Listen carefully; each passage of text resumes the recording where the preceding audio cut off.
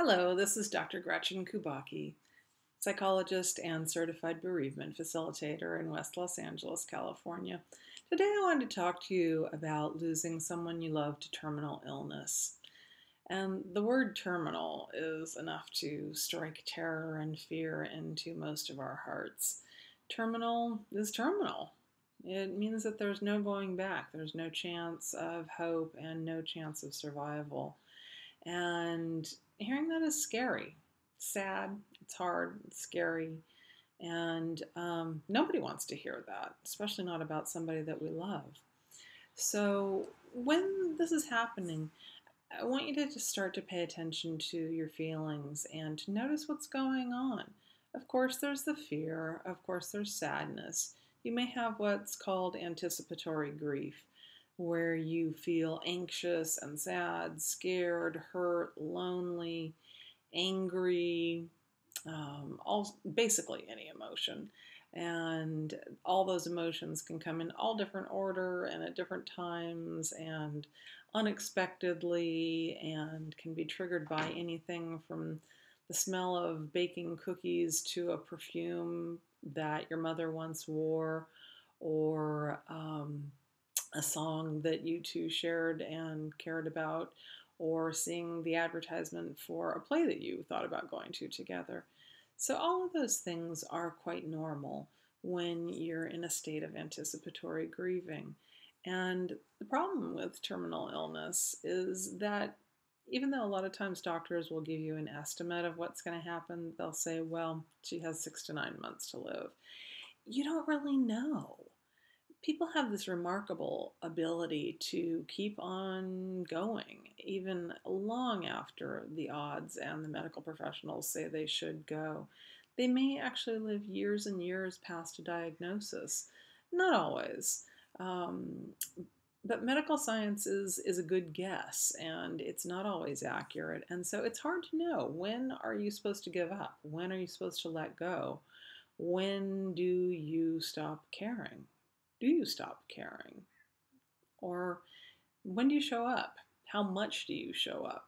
How hard do you try to have that relationship? It can be really exhausting to love and care for someone who has a terminal illness, especially when someone has something like a cancer that has come, gone, recurred, maybe metastasized, or if they have some sort of a progressive illness where you know that they'll get worse over time and eventually die from the illness, but you really don't know when. And so it puts the onus on you to really try and be present. The best thing you can do is simply to be present. And I know that that is way, way, way harder than it sounds.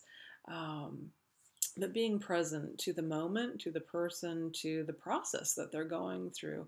I always remember when my stepfather was dying. He had bladder cancer that had metastasized, and his process of being diagnosed and of dying actually ended up being about 6 years, I think, by the time all was said and done. And at first, I kind of stopped living my life. I thought, well, I have to be there. I have to be present for him. I can't go out of the country. I can't travel. I can't do anything fun because he might die. And what if I'm not there? And gradually, I realized he was not going to die right away. He was miserable. He was suffering, but he was trying to live, and he was going through a lot of treatments, and he stuck around for quite a while, actually. And the funny thing is that even though it was the elephant in the room, everybody knew he was dying. He knew he was dying. Nobody wanted to talk to him about that. And one of the most valuable things that I gave to him, other than presence, was my ability to actually talk to him about what was going on with dying and with being really, really sick, and what it was that he loved and missed and regretted and was going to miss, and how hard all of this was for him and for my mother and for our family.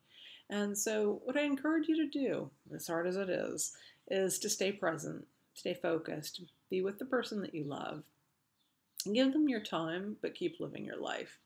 If you'd like to talk more with me about loving someone who has a terminal illness, or if you have a terminal illness, please give me a call at 310-625-6083. You can also send me a text message on that number, or check out my website at www.drgretchenkubacki.com. Kubacki is spelled Kubacky. Thank you for listening.